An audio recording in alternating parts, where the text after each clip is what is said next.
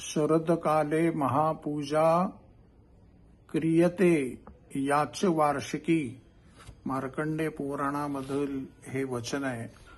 शरद ऋतूमध्ये जो कोणी माझं महाकाली, महालक्ष्मी, महासरस्वती, त्रिगुणात्मिका, परांबा, राजराजेश्वरी या स्वरूपामध्ये पूजन करेल, या ठिकाणी देवीचे पूजा, उपवास, स्तोत्रपाठ, जप इत्यादी अंग त्या ठिकाणी शास्त्रांनी सांगितलेत।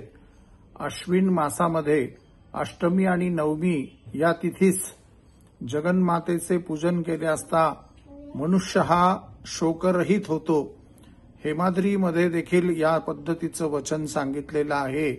आणि आज आपण ज्या पद्धतीचं अर्चन पूजन शास्त्रांनी सांगितलेलं करत असतो, यामध्ये कुमारिका पूजन, त्याचप्रमाणे नवदुर्गा पूजन, सप्तशती पाठ, हवन, नवार्ण मंत्र, देवीचे स्तोत्रपाठ, श्रीसूक्त, त्याचप्रमाणे विविध कुलदेवतांच्या संदर्भाने जे जे गुह्यातिगुह्य मंत्र त्या ठिकाणी आलेत, या देवी सर्वभूतेषु लक्ष्मी रूपेण संस्थिता, नमस्तस्यै नमस्तस्यै नमस्तस्यै नमो नमः, अशा पद्धतीने या संपूर्ण राष्ट्रावरती ही जगन्माता महालक्ष्मी, महासरस्वती, त्रिगुणात्मिका नित्य कृपा करणारी हो।